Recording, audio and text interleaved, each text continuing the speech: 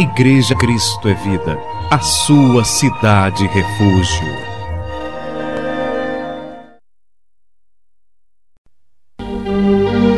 Vamos abrir a Bíblia, a nossa única regra de fé. É a Bíblia, não temos outra. Apocalipse capítulo 17, versículo 1 e 2. E esta é a 9ª mensagem sobre o tema A Grande Meretriz. O pastor imaginava que teria terminado na quarta-feira, mas Deus disse não.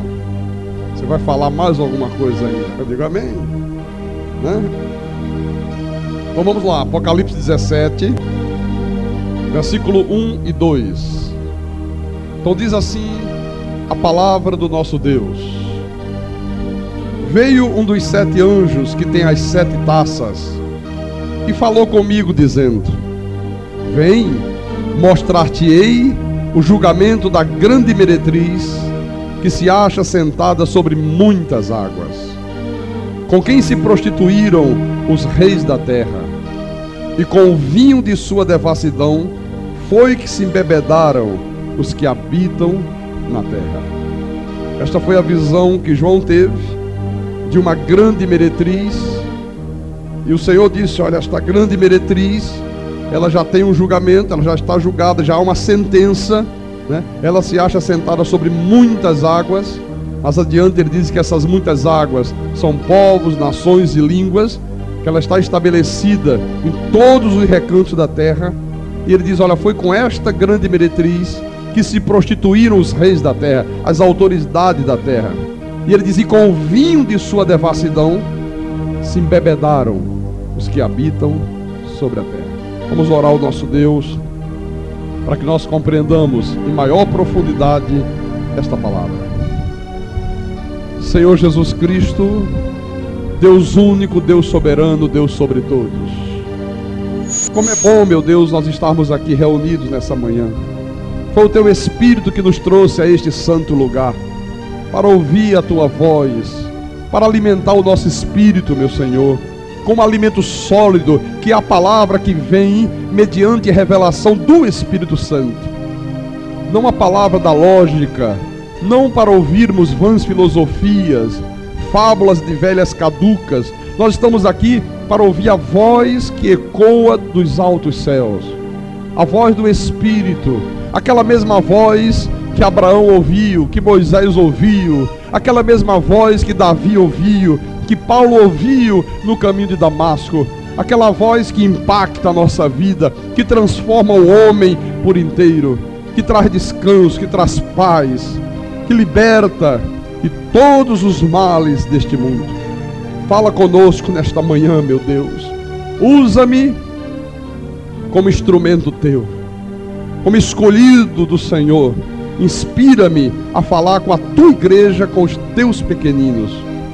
E que tudo aqui seja para a Tua honra, para a Tua glória e para o louvor do Teu santo nome. E todos que creem digam amém e amém. Graças a Deus. Graças a Deus. Então, meus amados irmãos, minha família espiritual, povo que a Bíblia diz tem os seus nomes arrolados nos céus desde antes da fundação do mundo. Quando a Bíblia fala de mulher, a Bíblia, via de regra, ela está se referindo a uma igreja. A igreja verdadeira, a igreja que o Senhor Jesus constituiu, a Bíblia chama de virgem pura, ela chama de esposa para um só marido. A Bíblia diz que a igreja é a noiva de Cristo.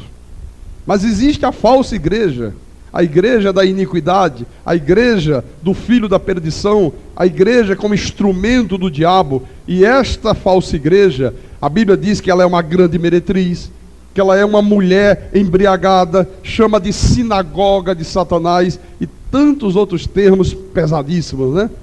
Agora, quando a Bíblia fala de vinho, a Bíblia está também, via de regra, se referindo a doutrinas. Existe a sã doutrina, que é o bom vinho, que é a palavra genuína de Deus, que é a palavra que vem mediante revelação do Espírito Santo, o evangelho da graça de Deus. Mas existe também a má doutrina, aquilo que Paulo chamou os ensinos de demônios, que é a palavra do diabo. Então, esta falsa igreja aqui, que é tipificada por uma grande meretriz, ela tem um vinho, ela tem uma doutrina, ela tem uma carga de ensinamentos, que a Bíblia diz, embebeda os moradores da terra. Quando a pessoa absorve esses ensinamentos, cuja fonte, cuja origem é o próprio diabo, a pessoa fica embriagada espiritualmente. E quando uma pessoa fica embriagada espiritualmente, meus irmãos, elas começam a fazerem coisas que, olha, você fica pasmado. As pessoas embriagadas por este vinho embriagador aqui, da grande meretriz, que João diz, elas fazem as coisas mais absurdas possíveis na vida espiritual. Elas começam a crerem em ensinamentos que são completamente contrários à verdade de Deus. As pessoas creem em santos, as pessoas depositam a sua fé em velas, em imagens de gesso, de madeira, de ouro, de prata, de ferro. Elas direcionam a sua fé para objetos, rosa ungida, copo com água na frente do rádio, né? Chave da vitória, pedrinha do Sinai, folhinha da oliveira, sal, óleo e etc, etc. As pessoas, quando estão embriagadas, elas fazem romarias, elas fazem promessas, sacrifícios físicos violentos. A pessoa fazer uma romaria, andar 300 quilômetros a pé, esfolar os pés, sangrar, né? Fazendo uma romaria, uma promessa para um santo, subir o Morro da Conceição de joelho, as escadarias de uma igreja. Elas fazem corrente de libertação. Quando embriagadas pelo falso evangelho, as pessoas chegam ao absurdo de fazerem culto de quebra da maldição, quando a Bíblia diz que na cruz do Calvário, Jesus já nos resgatou de toda a maldição. Ele quebrou toda a maldição. Não existe, meu irmão amado, minha irmã, mas nenhuma maldição a ser quebrada. Ou existe? Culto de busca ao Espírito Santo. As pessoas, às vezes, 10 anos dentro de uma igreja e dizendo, eu vou domingo pela manhã buscar o Espírito Santo, porque eu ainda não sou batizado com o Espírito Santo. Irmãos, isso são coisas absurdas, porque a minha Bíblia diz no português claro, que depois que você ouviu a palavra da verdade, o evangelho da tua salvação, tendo nele crido, foste selado com o Santo Espírito da promessa. O Espírito Santo foi colocado na tua vida e ele é a marca, ele é o selo que prova que você é uma propriedade exclusiva de Deus. Então todos esses absurdos só pratica quem está embriagado. Não conhece a palavra, absorve, né, o vinho da devassidão, que é o falso evangelho, que são as mentiras espirituais, e a pessoa começa a fazer coisas absurdas. Você sabe o que o apóstolo Paulo, como é que Paulo chamou todas essas coisas? Eu citei apenas, né, algumas coisas, mas são tantas que nós passaríamos aqui o dia inteiro falando sobre elas. Você sabe como é que Paulo qualificou tudo isto? Vou te mostrar na Bíblia. 1 de Timóteo, primeira epístola a Timóteo, capítulo 4, versículo 1. Olha o que diz o apóstolo. Ele diz assim, ora, o Espírito, que Espírito é esse? O Espírito Santo, o próprio Deus, né? Afirma expressamente. Quando ele diz expressamente, ele está dizendo, afirma categoricamente, quer dizer que não há sombra de dúvidas, é uma coisa categórica. O que Deus afirma categoricamente? Que nos últimos tempos, né, nos anos que antecedem a segunda vinda de Jesus, alguns apostatarão da fé. O que leva uma pessoa a apostatar da fé? A se desviar da fé, a deixar de crer na verdade, né? A direcionar a sua fé para mentiras. O que leva uma pessoa a fazer isso?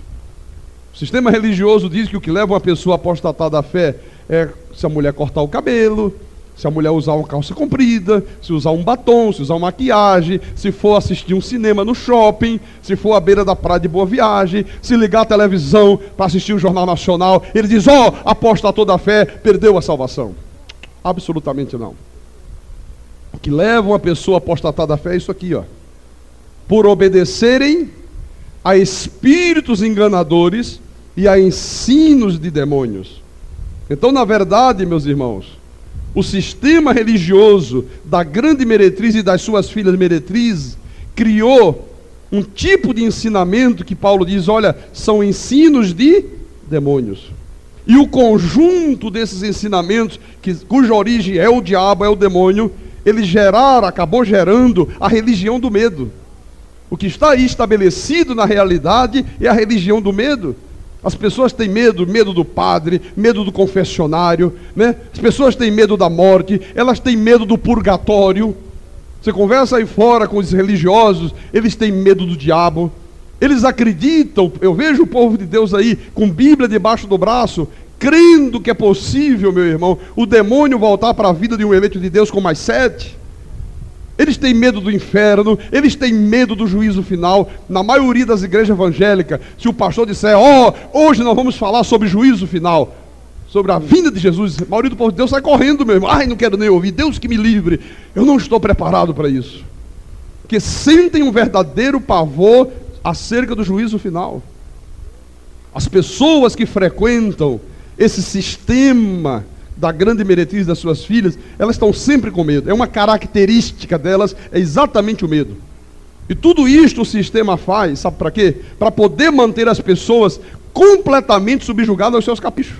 Porque quando uma pessoa tem medo de alguma coisa, aquela pessoa que consegue infundir medo na outra, ela manobra a pessoa, ela manipula a pessoa, ela tem a pessoa completamente julgada à sua vontade. E tudo isto começou quando a igreja romana deu início, há muitos e muitos séculos atrás, a este terrorismo violento, quando ela estabeleceu no mundo religioso a doutrina do purgatório e do inferno. Todos nós já ouvimos um dia falar do purgatório e do inferno. E para respaldar esta mentira, a Babilônia dividiu o pecado, a Bíblia fala de pecado, e ela teve o desplante de dividir o pecado em duas categorias. Ela diz que existe o pecado mortal, mas diz que existe também o pecado venial. E durante todos esses séculos, meus irmãos, eles têm ensinado o quê? Que o pecado mortal é uma desobediência, é uma ofensa que uma pessoa comete contra a lei de Deus ou contra as doutrinas da igreja. Olha a malícia, né? Contra a lei de Deus ou contra as doutrinas da igreja. Aí, se você está numa denominação que ensina isto, você já fica completamente subjugado a obedecer qualquer tipo de ensinamento que a igreja crie, ainda que esteja completamente contrário à palavra de Deus. Então ele diz, então quem comete o pecado mortal, perdeu a salvação, vai ser lançado no inferno. E o pecado venial, os sacerdotes da igreja de Roma, ele diz que é uma ofensa, mas branda, né? É uma ofensa que pode ser perdoada, é uma ofensa que foi cometida contra Deus e contra as doutrinas da igreja, mas que foi uma coisa muito leve, muito branda, que a pessoa se arrepende e ela é digna de receber o perdão divino. E segundo os ensinamentos deles, todas as pessoas que habitam neste mundo, elas praticam pecados veniais. Eles olham, ninguém escapa de praticar um pecado venial, e quando chegar o dia da sua morte, todos terão que purgá-los no purgatório. Diz que todo mundo, quando morre, vai ao purgatório, e eles dizem que o tempo de permanência no purgatório varia de pessoa para pessoa, e mesmo assim pode ser reduzido, Antônio. Como é que se pode reduzir esse tempo do purgatório? Se você perguntar isso a um padre, ele vai dizer para você, bom, você pode reduzir através das tuas ofertas, você pode reduzir através das missas encomendadas para aquela pessoa que já faleceu, pelas tuas indulgências. No tempo da Reforma, quando Lutero se levanta e se insurge contra essas abominações, Lutero diz num dos seus livros que os sacerdotes de Roma, no século XVI, eles saíam pelas ruas da cidade e diziam, traga as suas ofertas, traga as suas dádivas para a Santa Madre Igreja. Cada moeda que tilinta aqui no ofertório é uma alma que sai do purgatório. E as pessoas, coitadas, que tinham entes queridos que já morreram, diziam, deixa eu doar meu ouro, deixa eu doar minha prata, deixa eu doar os meus bens, para que a alma de fulano saia logo do purgatório. Então eles dizem que, depois que a pessoa passou determinado período, né, de tortura lá no purgatório, ela sai do purgatório com a sua alma completamente purificada. Quer dizer que o sacrifício de Jesus na cruz não valeu absolutamente nada. Porque Hebreus 10,14 diz que com o único sacrifício Ele nos aperfeiçoou. Não, mas fala forte, fala alto. Ele nos aperfeiçoou para sempre. Diga para o teu irmão do lado: foi para sempre, meu irmão. Diga: o teu espírito, a tua alma está perfeita para sempre. Oh, aleluia. Irmãos, esta doutrina da igreja romana, isto é uma heresia violenta que foi copiada dos povos pagãos. Isso teve origem no paganismo. Isto é um ensino de demônios, e o único objetivo dessas coisas é sempre um só: arrecadar dinheiro para o Vaticano. Os bastidores do clero, ele diz: a doutrina do purgatório, né, é a mina de ouro da igreja, é a mina de ouro do sacerdote. Eu fui pesquisar nos livros, na literatura católica, sobre esta doutrina do purgatório, e eu trouxe aqui para o púlpito da igreja algumas passagens que eu achei interessante para passar para os irmãos amados. Por exemplo, no livro intitulado Manual do Purgatório, diz assim: segundo os santos padres da igreja, o fogo do purgatório não difere do fogo do inferno, que é o mesmo fogo, né? Exceto quanto à sua duração.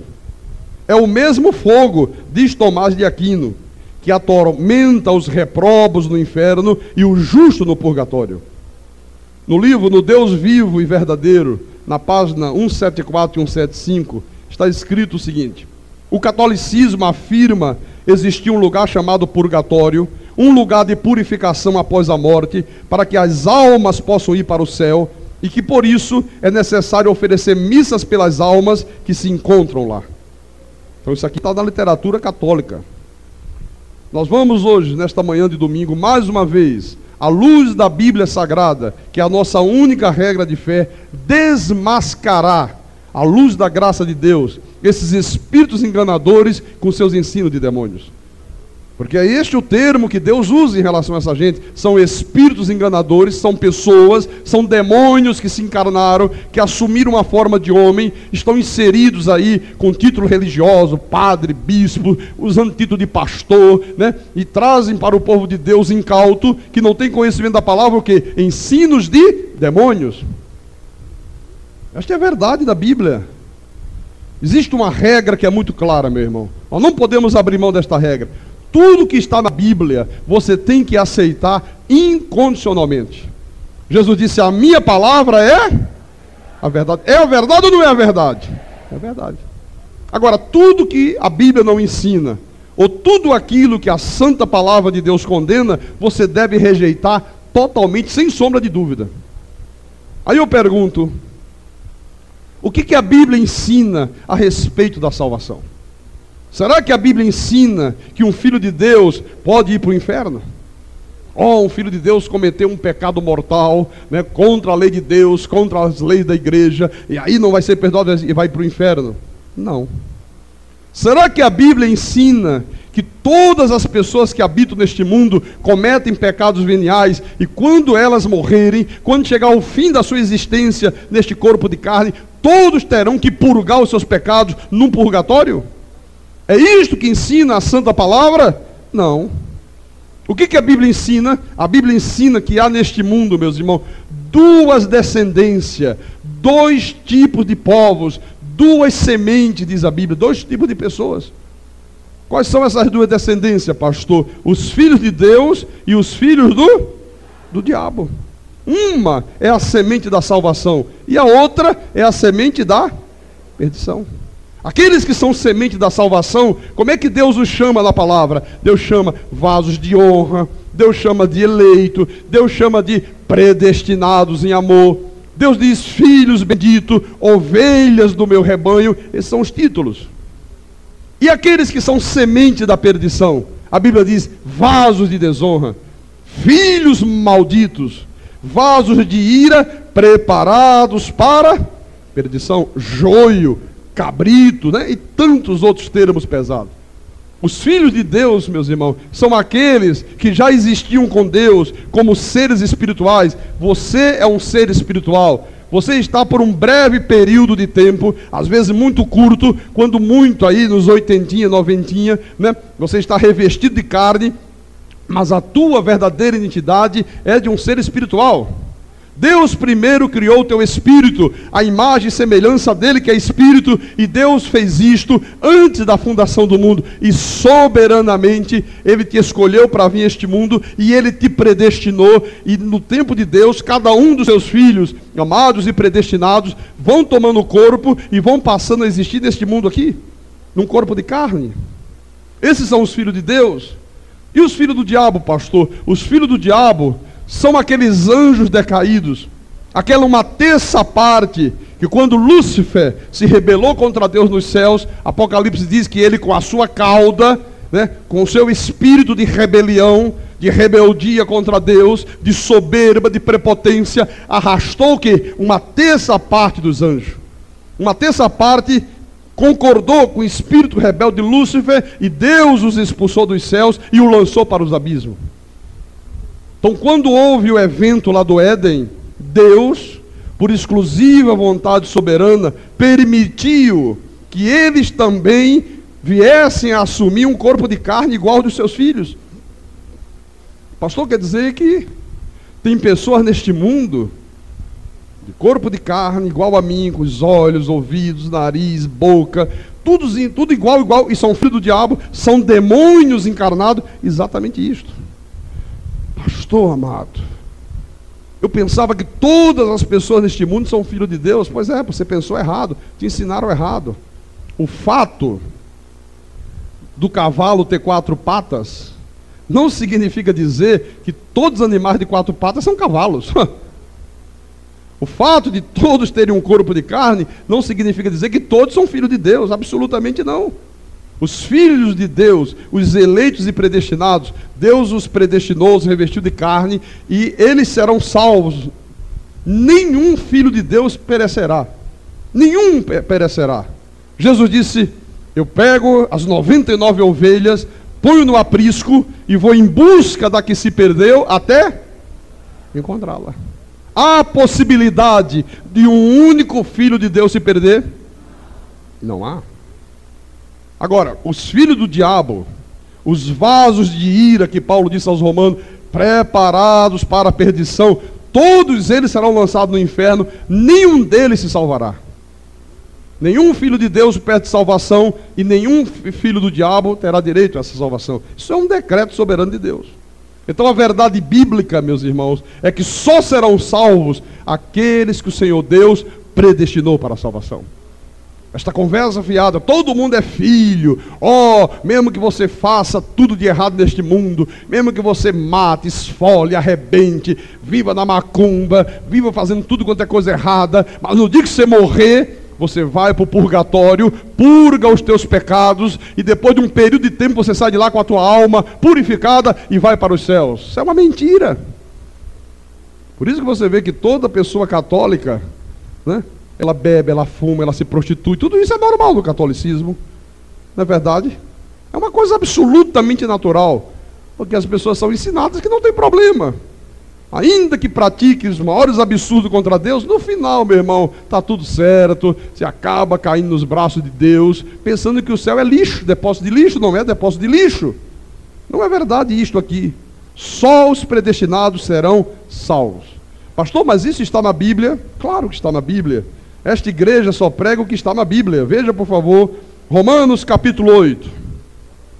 Aqui o pastor não tem o direito de ficar fazendo achismo, trazendo vãs filosofias. Não, aqui tem que ser Deus falando. Então, Romanos capítulo 8, versículo 29 e 30.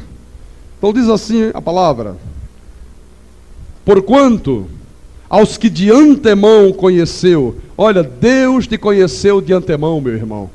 Tu foste conhecido por Deus de antemão. O que significa de antemão, pastor? Desde antes da fundação do mundo.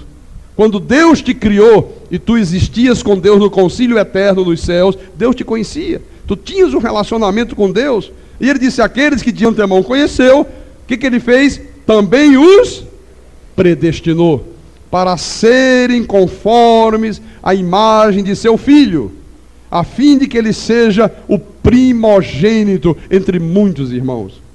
E agora o versículo 30 diz: e aos que predestinou, a esses também chamou, e aos que chamou, a esses também justificou, e aos que justificou, a esses também glorificou. Quem são os que Deus chama? Aqueles que ele conheceu de antemão e também os predestinou. Deus não chama, meu irmão, quem não foi destinado por ele para a salvação. Efésios capítulo 1. Efésios 1, versículo 4. Paulo, que recebeu a revelação desses mistérios de Deus, escreve à igreja dos Efésios e diz assim: assim como nos escolheu nele antes da fundação do mundo, para sermos santos e irrepreensíveis perante ele, e em amor nos predestinou para ele, para a adoção de filhos, por meio de Jesus Cristo, segundo o beneplácito da sua vontade. No versículo 11: nele digo, no qual fomos também feitos herança, predestinados segundo o propósito daquele que faz todas as coisas. Faz todas as coisas como? Segundo o livre-arbítrio do homem? Segundo a vontade soberana do homem? Não, daquele que faz todas as coisas conforme o conselho da sua vontade. Então a verdade é que quando uma pessoa morre, meu irmão, se ela era uma escolhida de Deus, se aquela pessoa era um vaso de honra, se ela era uma ovelha de Jesus, o destino daquela pessoa está absolutamente certo, é o céu. Por quê? Porque na cruz do Calvário, Jesus já outorgou graciosamente àquela pessoa a sua salvação, o direito a uma vida eterna com Deus. Está resolvida a parada. Se era uma ovelha, está salva, meu irmão. Mas por outro lado, se quando ocorre a morte física, porque o teu espírito não morre, se o espírito que estava revestido por aquele corpo que estava no caixão ali, era o de um daqueles anjos decaídos, se aquela pessoa que faleceu ali, ela era um vaso de desonra, se ela era um filho maldito, se ela era um joio, se ela era um vaso de ira, um filho da iniquidade, o seu destino final é o inferno. Está decidido. Ninguém muda isto. Isso é uma decisão soberana de Deus. Irmãos, a salvação é somente para aqueles que Deus predestinou. E isto já foi decidido por Deus antes mesmo da fundação do mundo. Quando Deus te criou teu espírito, Deus disse: olha, eu já te escolhi para você ir ao mundo, a terra que eu criei, você vai participar de um plano perfeito, e no final da tua existência, o teu espírito volta outra vez para mim. Você volta outra vez para existir comigo para sempre. Pastor, desde antes da fundação do mundo, perfeitamente. 2 Tessalonicenses, segunda epístola de Paulo à igreja da Tessalônica, capítulo 2, versículo 13. Presta atenção, absorva esta palavra é vida para a tua vida, meu irmão. Entretanto, devemos sempre dar graças a Deus por vós, irmãos amados pelo Senhor, porque Deus vos escolheu desde o batismo nas águas para a salvação. Oh, aleluia! É isso que está na Bíblia?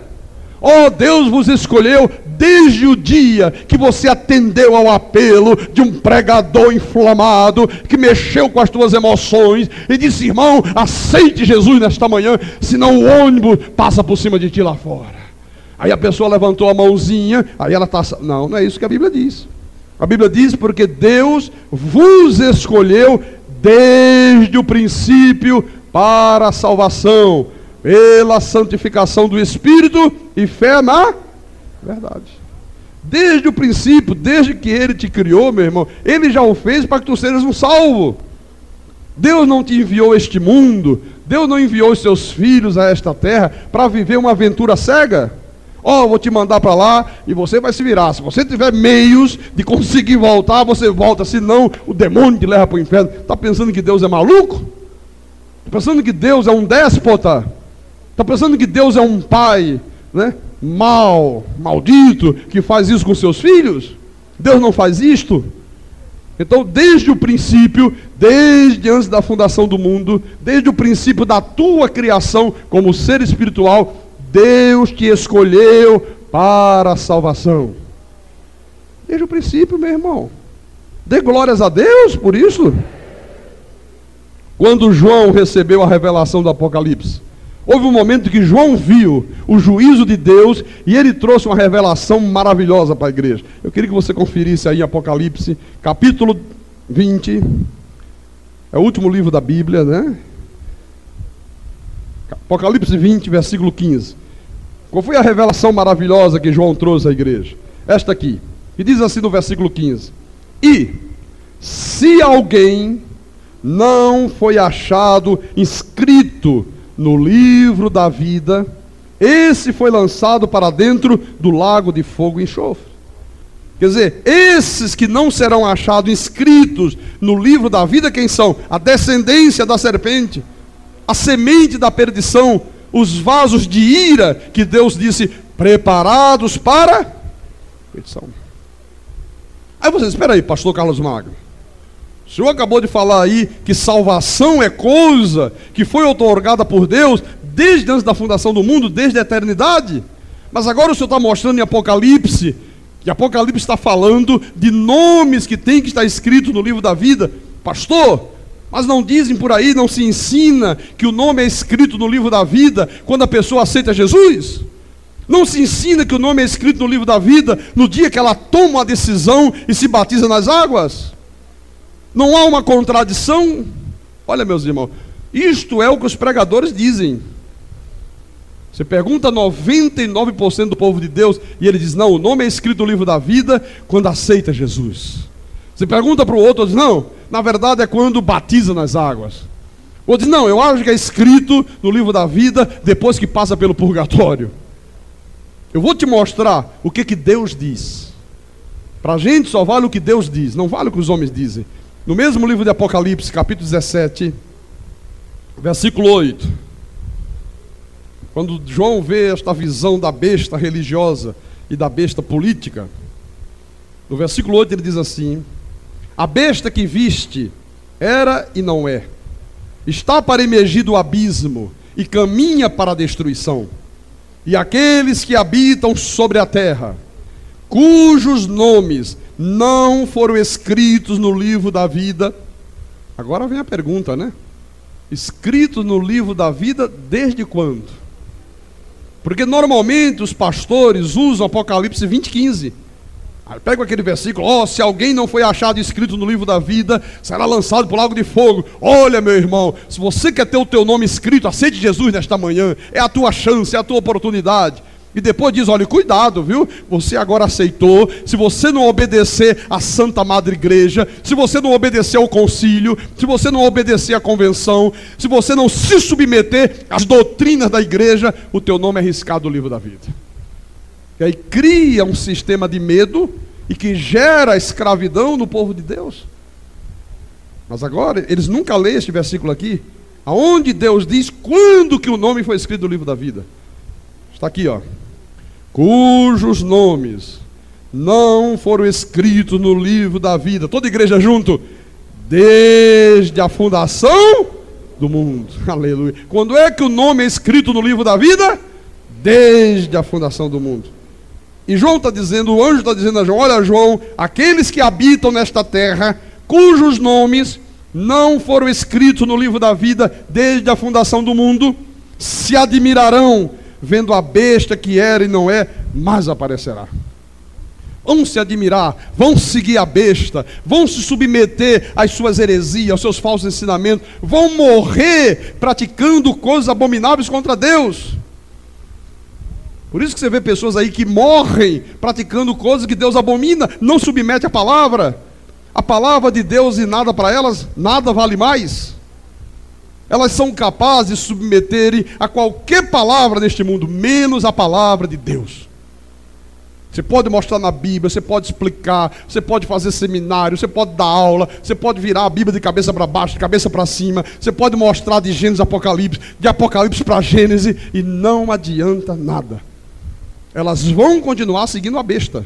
Vão morrer no espiritismo, vão morrer na idolatria, vão morrer fazendo correntes, vão morrer crendo em mentiras contrárias à verdade da Bíblia, vão morrer se submetendo aos homens, mas elas jamais submeterão a Deus. No capítulo 13 de Apocalipse, versículo 8, Ele fala agora de uma besta religiosa, uma besta política, um poder político que vai haver neste mundo. Ele diz: e adorá-la-ão todos os que habitam sobre a terra. Ai, quando você lê isso aqui, chega a dar um calafrio na espinha, né? Você diz: meu Deus, todos que habitam sobre a terra. Por isso tem que ter cuidado com esses pronomes, todos, né? Acho que é todo mundo, mas vem uma vírgulazinha aqui. E aí ele vai explicar quem são esses todos. Aqueles cujos nomes não foram escritos no livro da vida do Cordeiro que foi morto. Vírgula. Desde a fundação do mundo.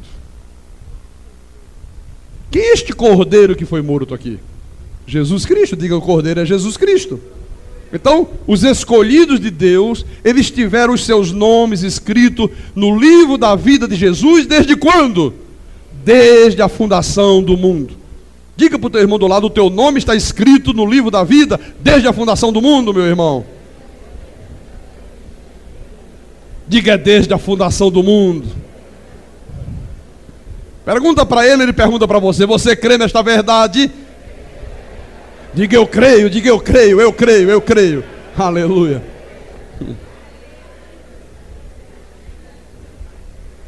Quem são esses, pastor? Irmãos, são aqueles que o Senhor conheceu de antemão e que Paulo disse aos Romanos, também os predestinou. Os predestinou para quê? Para serem revestidos de carne e para participarem de um plano perfeito de salvação. Olha, meus amados irmãos, cuidado com esse versículo 8 aqui, que eles imaginam que é o Cordeiro que foi morto desde a fundação do mundo. Não, está se referindo ao nome escrito no livro da vida. É o mesmo tema 17:8, é o mesmo assunto, é a mesma coisa, né? Tem uma vírgulazinha aí, viu? Então, só o conhecimento destas verdades é que pode fazer com que o povo de Deus tenha paz, tenha descanso, tenha uma vida equilibrada, viva uma vida de segurança. Se não tiver o conhecimento dessas verdades aqui, o povo de Deus acaba sendo enganado, acaba sendo ludibriado por doutrinas várias e estranhas. Paulo disse isso aos Efésios, né? Levado ao redor por toda a sorte de vento de doutrinas. Porque, irmãos, igreja de Jesus Cristo, povo amado de Deus, você que está ouvindo essa mensagem através dessa fita cassete, você que está sintonizado numa emissora de rádio, você que é católico, você que é espírita, você que frequenta qualquer sistema religioso, a Bíblia em nenhum momento fala em purgatório. Em nenhum dos seus 66 livros, a Bíblia admite sequer, meu irmão, a possibilidade de um filho de Deus ser lançado no inferno. Não exige essa possibilidade. Tem pregadores que ficam nervosos. Como é que este pastor prega isso? Isto é uma heresia. Claro que pode amanhã Deus pegar um filhinho dele e jogar dentro do inferno. Está pensando que Deus é diabo? Eles imaginam que Deus é Deus e demônio ao mesmo tempo. Deus é só Deus. O Senhor disse assim: ó, se um filho lhe pedir pão, você vai lhe dar uma pedra. Se lhe pedir peixe, você vai lhe dar uma cobra. Jesus disse: vós que sois maus, sabeis dar boas dádivas aos vossos filhos, imagine o vosso Pai Celeste, que é bom, é cheio de amor e de misericórdia. Aleluia. Aí cria-se uma imagem de um Deus mau, de um Deus perverso, todo mundo com medo de Deus, todo mundo imaginando Deus, aquele carrasco. Se a filha cortar 2 dedos da franja, coitadinha dela, Deus já pega ela de cabeça para baixo e joga no lago de fogo e enxofre. Oh, aquele meu filho foi assistir um jogo do Santa Cruz, perdeu salvação, vou jogar. Santa Cruz não pode. Mas Deus não gosta de futebol. Se for do Náutico, Deus joga também lá dentro, meu irmão. Se for do esporte também. Está pensando que Deus é isto, rapaz? Que barbaridade, que absurdo. Isso é um absurdo sem tamanho. Olha, irmãos amados de Deus, quando Jesus se referia às suas ovelhas, ao seu povo, Jesus deixou isso muito claro. Você quer ver? Vamos lá em João, livro de João. E eu fiquei 12 anos crendo, 12 anos não, 40 anos. 12 foi só na seita universal, né? Mais uns anos da grande meretriz. Depois é que eu fui para as filhas, né? Crendo nisto. João capítulo 10, versículo 27 e 28. São palavras de Jesus, não são palavras do pastor Carlos Magno. Porque ele diz assim: esse pastor Carlos Magno Ele fala coisas que estão perturbando o povo de Deus. Irmãos, o povo de Deus é que vive perturbado há séculos, meu irmão. Isso aqui traz paz, isso aqui traz bem-estar, isso aqui traz descanso, isso aqui traz repouso para as ovelhas. Então Jesus disse assim: as minhas ovelhas ouvem a minha voz, eu as conheço, oh glória a Deus, e elas me seguem. Eu lhes dou o livre-arbítrio para decidir se quer ir para o céu ou se quer ir para o inferno. Não, ele diz o quê? Eu lhes dou a vida eterna. Jamais perecerão, a não ser que o presidente da igreja, o chefe da convenção, um dia fique lá invocado, nervoso, sabe, acordou de mau humor, e aí ele diz: ó, você foi à praia, rasguei o cartão de membro, perdeu a vida eterna. É isso que está na Bíblia. O que significa eterna? Para sempre, sem fim. Ele disse: jamais perecerão. Oh Senhor, mas a irmã Cisporina, ela foi à praia de boa viagem, não vai perder salvação? Jamais perecerão. Mas o irmão Ambrósio é torcedor do esporte, e ele fica na frente da televisão e torcendo pelo esporte, não vai perder salvação? Jamais perecerão. Jamais perecerão. Jamais perecerão. Jamais perecerão.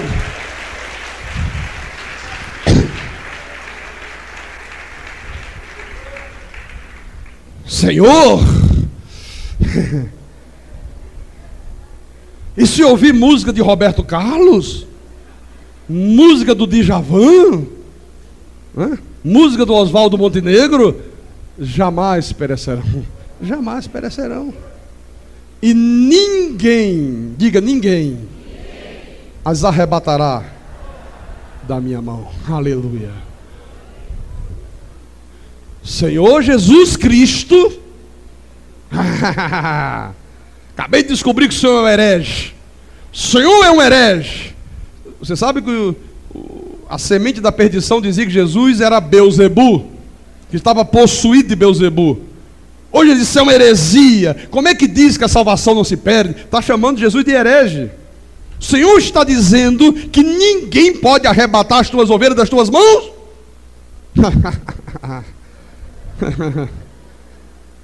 E um trabalho de macumba, Senhor, bem feito, lá na encruzilhada, lá no terreiro daquele de Olinda, como é que chama lá? Como é que é, Cláudio? Tu frequentava lá?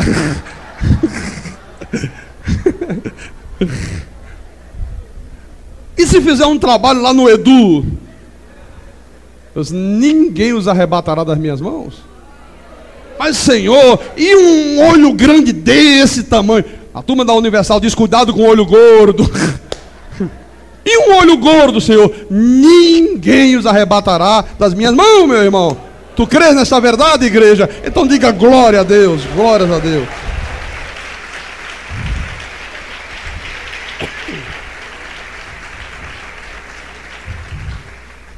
Olha, quando Jesus ensinou sobre o julgamento que vai se dar na sua segunda vinda, Jesus deixou bem claro a existência neste mundo das duas sementes, das duas descendências. Venha lá comigo em Mateus capítulo 25. Isso é precioso, viu? Você não ouve isso nas igrejas.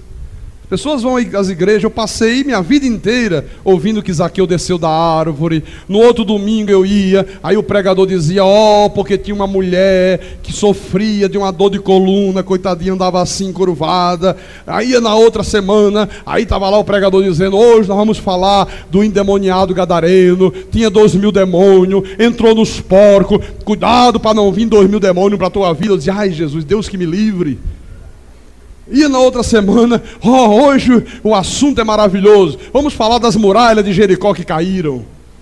E no outro culto: agora nós vamos falar de Naamã, que mergulhou não sei quantas vezes, 7 vezes nas águas do Jordão. E na outra semana: vamos falar hoje do amor de Deus. Deus é bom, Deus é maravilhoso. E não saía disto. Isso que você ouve nesta igreja, meu irmão, só mediante revelação de Deus. Então vamos lá, Mateus 25, versículo 31. O Senhor disse assim: quando vier o Filho do Homem na sua majestade, está falando da segunda vinda dele, e todos os anjos com ele, então se assentará no trono da sua glória, e todas as nações serão reunidas em sua presença. E ele separará um dos outros, como o pastor separa dos cabritos as ovelhas. E porá as ovelhas à sua direita, mas os cabritos à esquerda. Então dirá o rei aos que estiverem à sua direita: olha, quem vai estar à direita dele, diga amém. Eu vou estar mesmo, não tem nenhuma dúvida. À direita dele. E ele dirá para os que estiverem à direita: vinde, vermes, gafanhotos, estrumes do cavalo do bandido. É isso que ele vai dizer? Mas é isso que se ouve aí, né? Tu és um verme, irmão, tu tens que saber, tu és um estrume, tu não vales nada, tu não tem valor. Não, Deus não trata assim os seus filhos. Ele vai dizer: vinde, benditos de meu Pai, entrai na posse do reino que vos está preparado desde a fundação do mundo. Aqui está, meu irmão, claramente, mais uma vez, a separação das duas sementes, das duas descendências. Do lado direito estarão as ovelhas, os vasos de honra, aqueles que Paulo disse, o Senhor conheceu de antemão e também os predestinou. Do lado esquerdo de Jesus estarão os cabritos, os vasos de desonra, o joio, aqueles cujos nomes não foram escritos no livro da vida desde a fundação do mundo. E você sabe o que o Espírito Santo diz sobre estes cujos nomes não foram escritos no livro da vida? Eu volto daqui a pouco aqui a Mateus. Adianta só um pouquinho lá. 1 de Pedro. Para você ver, pastor, mas poxa vida, quer dizer que não tem chance para essa gente? Não, meu irmão. Porque são anjos decaídos, apenas Deus soberanamente disse: a partir de agora eu vou criar vasos de ira, vasos de desonra. Eu sou Deus, eu tenho o direito de fazer isto. Eu criei os meus filhos, os revesti de carne, mas agora, para demonstrar a minha ira sobre os anjos decaídos, para demonstrar que eu tenho um poder, que eu sou o Todo-Poderoso, eu vou revesti-lo de carne. Vão ter uma forma humana igual aos meus filhos, mas eles serão lançados no inferno no final. Eu sou Deus sobre todos e ponto. Então veja o que é que Pedro diz. 1 de Pedro, capítulo 2, versículo 8. Diz assim a palavra: e pedra de tropeço e rocha de ofensa são estes os que tropeçam na palavra, sendo desobedientes para o que também foram postos. Você veja que os filhos do diabo, eles foram postos neste mundo para tropeçarem na palavra, para serem desobedientes, para que Deus possa manifestar neles a sua ira. Por isso que Deus os fez dessa forma. 2 Tessalonicenses, olha só. 2 Tessalonicenses, capítulo 2, versículo 11 e 12. Paulo diz assim: é por este motivo, pois, que Deus lhes manda a operação do erro, para darem crédito à mentira, a fim de serem julgados todos quantos não deram crédito à verdade. Antes, pelo contrário, deleitaram-se com a injustiça. Quer dizer, Deus os pôs neste mundo, Deus os revestiu de carne, eles foram postos para serem desobedientes, para tropeçarem na palavra. A Bíblia diz, olha, por isso, por eles serem vasos de desonra, por eles serem anjos decaídos, apenas estão num corpo de carne, Deus lhes manda a operação do erro, para que eles possam dar crédito à mentira. Por isso que você vê no mundo inteiro, meu irmão, milhões e milhões e milhões e milhões de pessoas que morrem dando crédito à mentira, enquanto que outros ouvem apenas uma vez, apenas, me rendo à verdade de Deus. Por que vocês estão aqui e outros ouviram a mesma palavra, às vezes na mesma estação de rádio, a mesma mensagem, e disseram, heresia, não quero saber, isso é o diabo, e passaram até a combaterem a verdade? E você ouviu a verdade, abraçou a verdade, e hoje você é capaz de dar a tua própria vida por amor a esta palavra. Por que outros não? Porque Deus lhes manda a operação do erro para darem crédito à mentira, para que no final eles possam ser julgados, né? Porque não deram crédito à verdade, porque foram postos neste mundo para isso, para desobedecerem. Pastor, e com aqueles que Deus predestinou, como é que Deus faz? Né? Com os filhos do diabo, com a semente da perdição, com a descendência da serpente, Deus lhes manda a operação do erro. O próprio Deus faz com que eles dê crédito à mentira. E conosco, que somos semente da salvação? Ezequiel, livro do profeta Ezequiel, capítulo 36, Vou te mostrar o que é que Deus faz com as suas ovelhas. Versículo 24. Agora como é que Deus vai tratar as ovelhas? Tomar-vos-ei de entre as nações, quer dizer, de todas as nações da terra, Brasil, Argentina, né? Itália, França, Estados Unidos, Japão, China, África, diabo 4 aí fora. Deus fala de todas as nações da terra, eu tomarei as minhas ovelhas, eu trarei as minhas ovelhas. E vos congregarei de todos os países e vos trarei para a vossa terra. Então aspergirei água pura sobre vós. Água pura é a palavra, é a graça. E ficareis purificados de todas as vossas imundícias e de todos os vossos ídolos vos purificarei. Irmãos, só a palavra da graça de Deus purifica, meu irmão. É a água pura, ela purifica, ela tira tudo quanto é imundícia da nossa vida, tudo aquilo que o sistema pernicioso e profano da grande meretriz colocou na nossa vida, a palavra da graça tira. E Deus diz mais o que vai fazer com o seu povo: dar-vos-ei coração novo, e porei dentro de vós espírito novo, tirarei de vós o coração de pedra, e vos darei coração de carne. Olha, tudo é Deus que faz, não é o homem que faz. Eu vou fazer, eu vou aspergir água pura, eu vou te purificar, eu vou te dar coração novo, eu vou pôr espírito novo, eu vou tirar o coração de pedra, eu vou colocar um coração de carne. Onde está o livre-arbítrio? Não está, não existe. Versículo 27. Porei dentro de vós o meu espírito, oh aleluia, e farei, olha, farei, é Deus que faz. Deus disse, vou fazer o quê? Farei que andeis nos meus estatutos, guardeis os meus juízos e os observei. Você acha que esta vontade, esta disposição que nós temos de viver uma vida reta, de obedecer a palavra, né? Essa disposição que você tem de estar na igreja, domingo de manhã, domingo à noite, quarta-feira, de ler Bíblia, de crescer no conhecimento, você acha que isso é uma coisa humana?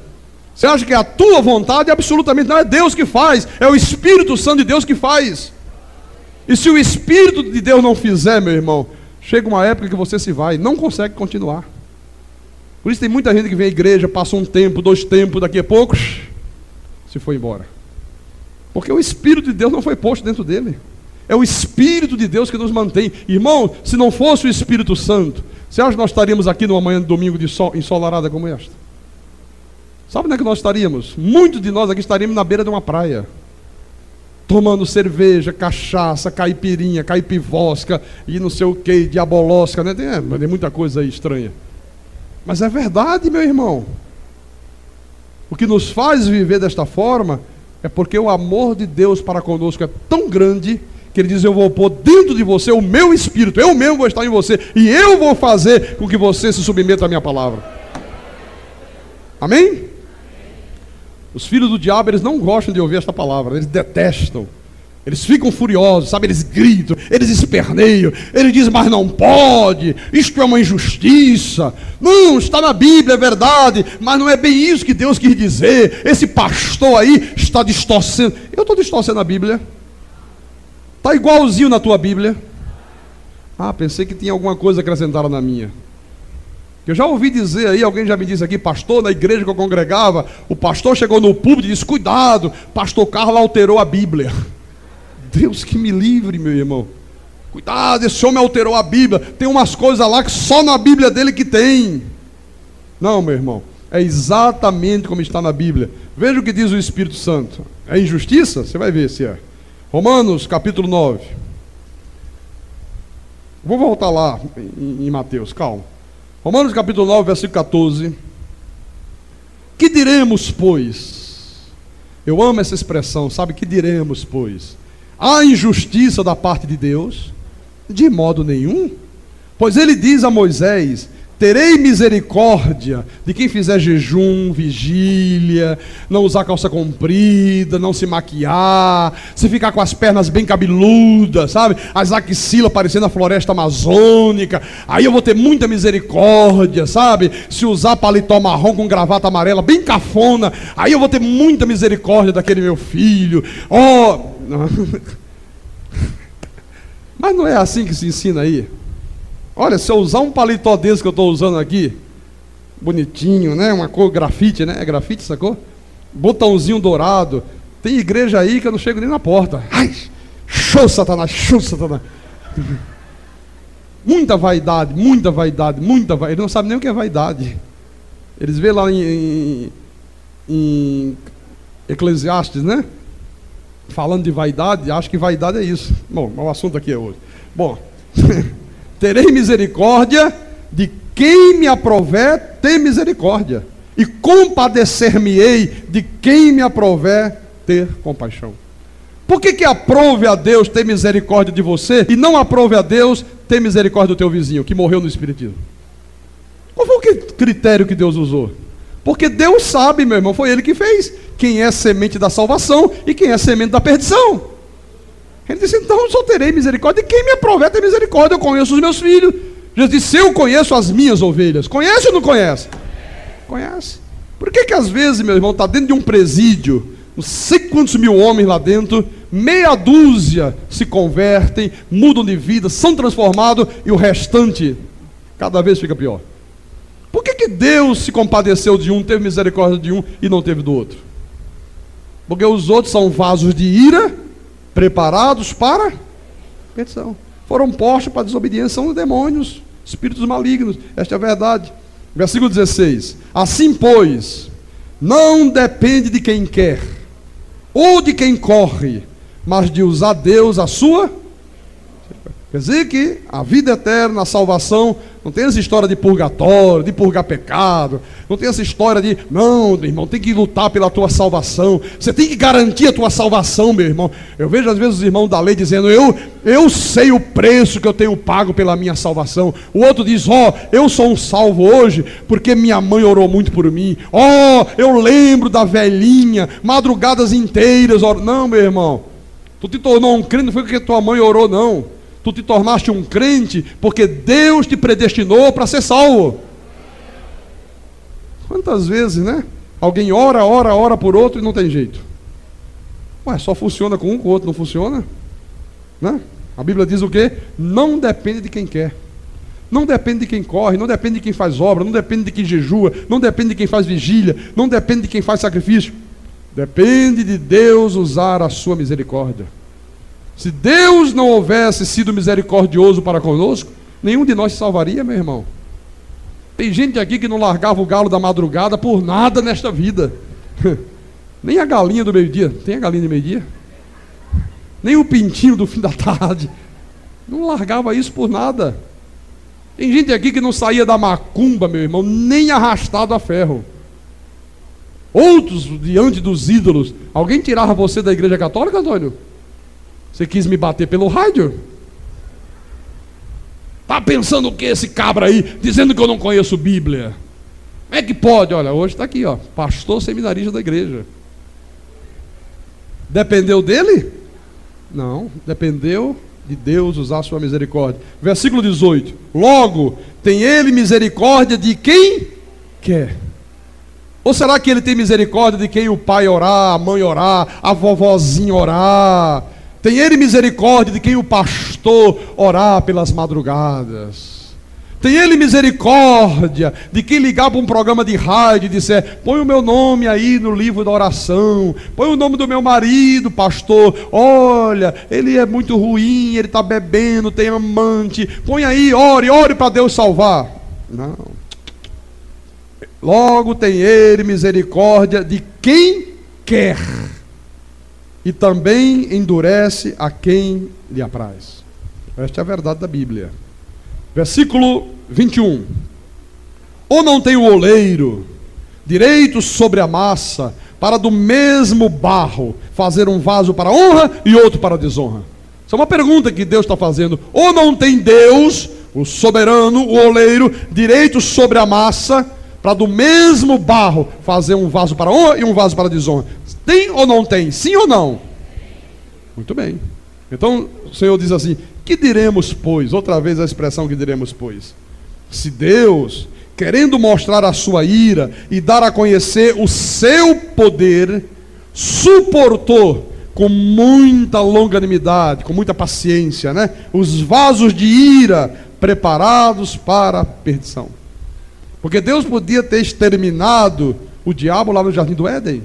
Mas Deus disse: não, eu vou suportar com muita paciência, eu vou permitir que vocês me assumam um corpo de carne, vocês não vão obedecer a minha palavra, eu vou lhes enviar a operação do erro. Agora, eu vou mostrar em vocês, eu vou manifestar em vocês a minha ira, e vou tornar conhecido o meu poder. No final dos tempos, eu vou dizer: apartai-vos de mim, maldito, para o fogo eterno, e vocês não poderão resistir. Versículo 23: a fim de que também desse a conhecer as riquezas da sua glória, em vasos de misericórdia, que para a glória preparou de antemão. Olha, de antemão, desde antes da fundação do mundo, os quais somos nós, a quem também chamou, não só dentre os judeus, mas também dentre os gentios. Mateus capítulo 25, para a gente terminar a mensagem. Mateus 25, versículo 34, diz assim: então dirá o rei aos que estiverem à sua direita: vinde, benditos de meu Pai, entrai na posse do reino que vos está preparado desde a fundação do mundo. Versículo 41. Então o rei dirá também aos que estiverem à sua esquerda: apartai-vos de mim, malditos, para o fogo eterno, preparado para o diabo e seus anjos. No versículo 46 ele disse: irão estes para o castigo eterno, porém os justos para a vida eterna. Então você vê que, ao contrário do que diz a igreja romana, o Senhor Jesus disse que os justos irão para a vida eterna, não para um purgatório, é para a vida eterna. O sistema da grande meretriz, meus irmãos, ele tem disseminado pelo mundo afora, pelo mundo inteiro, um ensinamento de que um filho de Deus pode ser lançado no inferno. Isto é contrário à Bíblia. O Senhor Jesus disse que não há esta possibilidade. Por que não há esta possibilidade? Está aqui a resposta: porque o inferno foi preparado para quem? Não, fala alto. O inferno foi preparado para quem? O diabo e seus anjos. Você é diabo? Você é anjo do diabo? Você é filho amado de Deus, meu irmão, criado à imagem e semelhança de Deus. Para o diabo e seus anjos, Satanás, Lúcifer e uma terça parte dos anjos. Para isso o inferno foi preparado. Por isso que um demônio encarnado, ele jamais se submete à palavra. Um demônio encarnado, ele pode vir à igreja, ele pode cantar, ele pode louvar, ele pode bater palmas, ele pode carregar uma Bíblia debaixo do braço, ele pode usar saudações religiosas: Pai do Senhor, graça e paz, eleito, predestinado, mas ele jamais se submeterá à palavra. Jamais. Por isso que você vê aí gente que frequenta a igreja, gente que canta, gente que louva, gente que bate palmas, né? Gente que carrega a Bíblia debaixo do braço, gente que às vezes conhece todo o pacto da graça, sabe falar de preexistência, sabe falar de predestinação, sabe falar de duas descendências, sabe falar de soberania de Deus, sabe falar de tudo, que aprendeu como se aprende matemática, geografia, história, né? Eu sempre detestei física, mas eu tinha que aprender física. Mas eu não gostava, eu detestava aquilo. Tem gente que aprende a palavra de Deus, mesmo sem ser eleito de Deus, só aprende. É um aprendizado o quê? Intelectual. Mas em compensação, você vê, às vezes é um péssimo marido, às vezes é uma esposa insubmissa, às vezes é uma pessoa que mente, é uma pessoa que rouba, é uma pessoa que se prostitui, é uma pessoa que adultera, às vezes é uma pessoa que se introduz dentro de uma igreja, provoca divisões, se levanta contra o pastor, se levanta contra a autoridade de Deus. Pessoas que não são perdoadoras, são incapazes de perdoar o próximo, não são fiéis a Deus nos dízimos, não são fiéis a Deus nas ofertas. Aí você diz: como é que é possível? Fulano é crente. Não, nunca foi crente, meu irmão. Nunca foi crente. Era o joio no meio do trigo. Pastor, quer dizer então que essa gente que está aí, mesmo dentro da igreja, mesmo com Bíblia, mesmo cantando, mesmo às vezes fazendo parte do coral da igreja, mesmo às vezes fazendo parte do evangelismo, né? E praticam essas coisas abomináveis que o irmão citou aí, quer dizer que eles são filhos do diabo? É a minha Bíblia que diz. Pastor, eu pensava que era um crente carnal. Não, É um diabo encarnado. Tem nada a ver com crente carnal.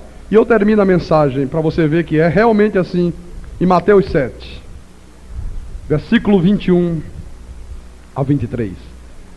O povo de Deus é muito inocente, né? Mas fulano tem uma Bíblia. Mas cicrano vai à igreja. Não, mas é um irmão lá. Ele não falta aos cultos, pastor. Bate na esposa, é verdade, sabe? Quando a esposa irrita ele mete o soco, bum, arranca os dentes da mulher fora. Mas é um crente, pastor. Precisa ver, não sai do ciclo de oração, pastor. Não, é verdade, pastor. Olha, mulherzinha braba, sabe, pastor? Quando ela se irrita, sai de baixo, pastor. Olha, sai cobra, largato, percevejo, cobra cascavel, jacaré, sai tudo da boca, palavrão, tudo quanto é jeito. Olha, ela parte para cima do marido, coitado do marido, pastor. Ela pega o marido por aqui, e o marido, coitado, só falta morrer sufocado. Mas é uma crente, pastor. Pastor, ela é a dirigente do ciclo da oração.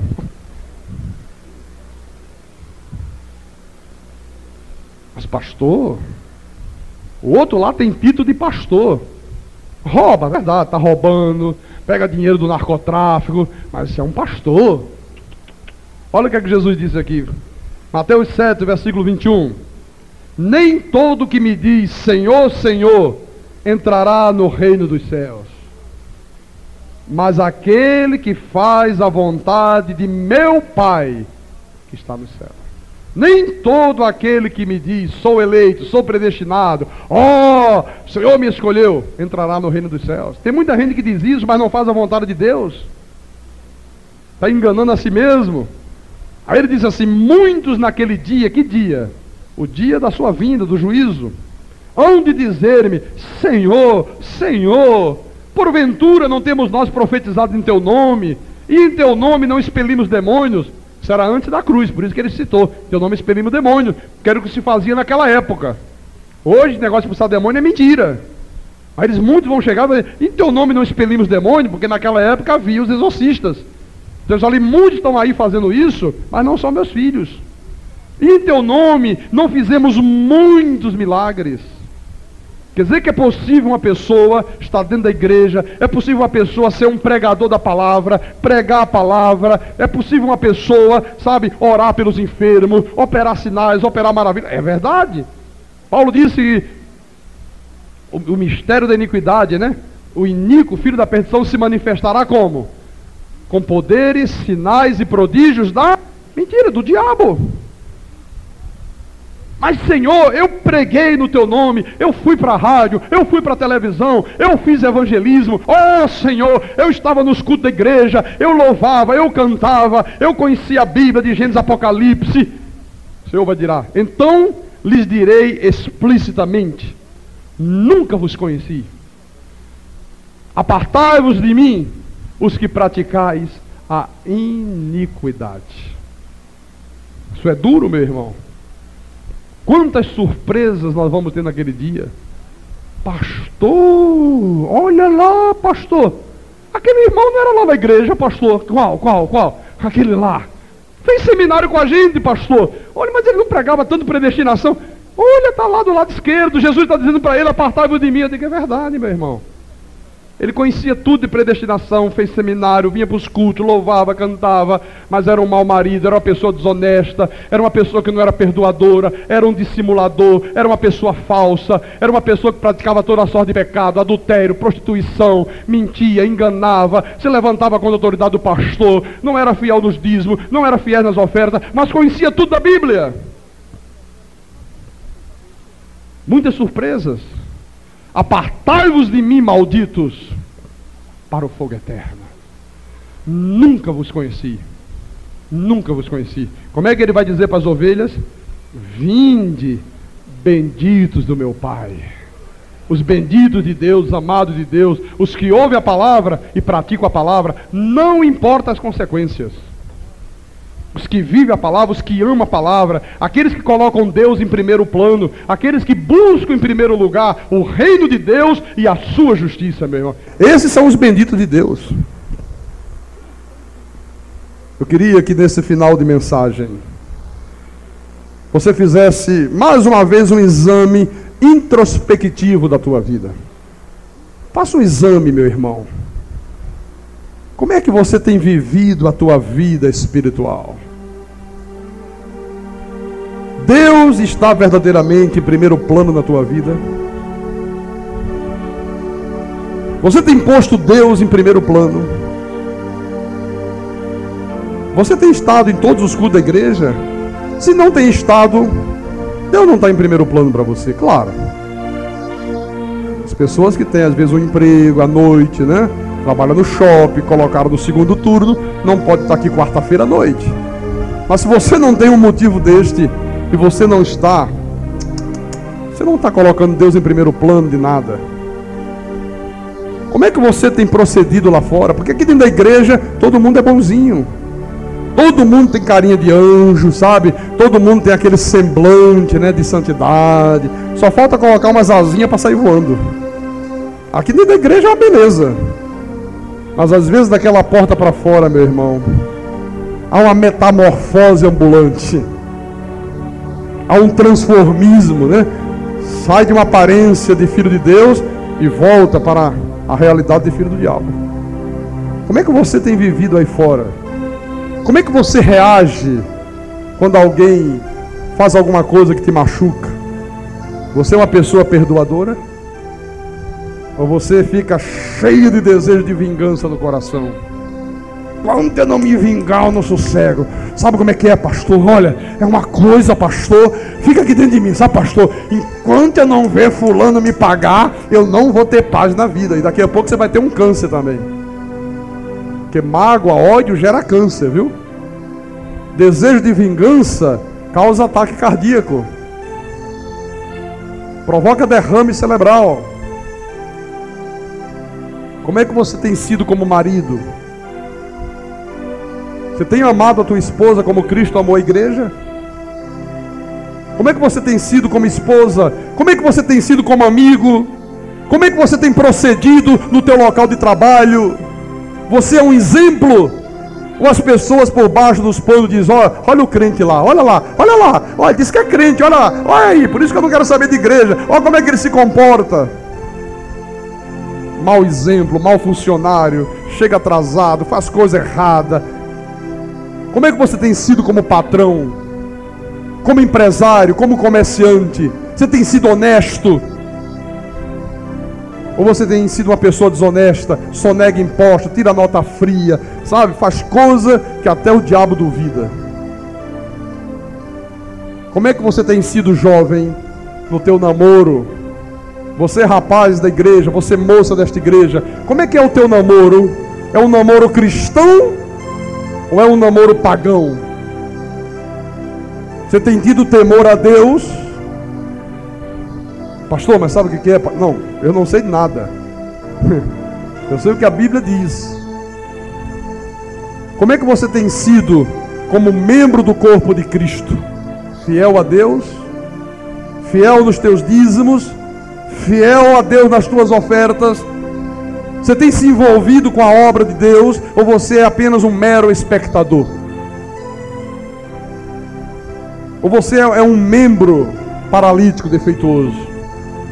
Porque os membros do corpo, cada um tem que ter uma função. Se você é membro do corpo de Cristo e você não tem função nenhuma, será que Deus criou membros paralíticos? Eu tenho visto tanta coisa errada, meu irmão. Eu tenho visto gente, Deus está no controle. Na hora que os seus interesses são contrariados, Ele assume o controle. Não, estava até agora, a partir de hoje sou eu que vou assumir o controle da coisa. Não aceito isso, não me submeto àquilo. Gente que diz, não, eu sou cortado pela graça. Na hora que alguém faz alguma coisa que contraria, cuidado, hein? Tu me paga, desgraçado. Cuidado com a tua vida, mulher. Cuidado com a tua vida, rapaz. E eu digo, gente do céu, essa pessoa aí é cortada pela graça. Só se criaram alguma marca nova de Gillette, né? Gillette da graça. Pastor, fui cortado pela graça. Uma Gillette que eu comprei ali no Bom Preço, marca nova. Pensei que era pela graça a palavra, o poder do Espírito. Bom, ok, tudo bem. Eu também de vez em quando me corto. Examine-se o homem a si mesmo. Examine-se o homem a si mesmo. Você tem sido fiel a esta palavra? Você já rompeu definitivamente com a lei? Ou você ainda está lá dissimulando, e um pouquinho de graça, e um pouquinho de lei? Olha, misturou lei com graça, uma verdadeira desgraça. Não pode misturar as duas coisas, ou é lei ou é graça. E a Bíblia diz que o fim da lei é Cristo. João disse: se alguém vem ter convosco e não traz essa doutrina, não o recebais em casa. Nem o receba. Como é que você tem vivido, meu irmão? Faça um exame da tua vida, examine-se o homem a si mesmo. Porque se você ouve, e você não aprende nunca, jamais chega ao entendimento, se você nunca pratica a palavra, então, infelizmente, quando o Senhor vier, você vai estar do lado esquerdo dele, com Bíblia debaixo do braço, diploma de seminário, né? Usando saudações religiosas, todo empolgadinho da vida. E quando você tiver todo anjinho, o Senhor disser aos que estão do lado direito: vinde bendito meu Pai, virá para você, você vai logo querer tomar frente. Agora é minha vez. Não, peraí, meu irmão. Apartai-vos de mim, maldito. Nunca vos conheci. Senhor, eu preguei. Nunca vos conheci. Apartai-vos, todos vós que praticaste a iniquidade. Quem tem ouvidos, ouça o que o Espírito falou à igreja nesta manhã. Em nome de Jesus.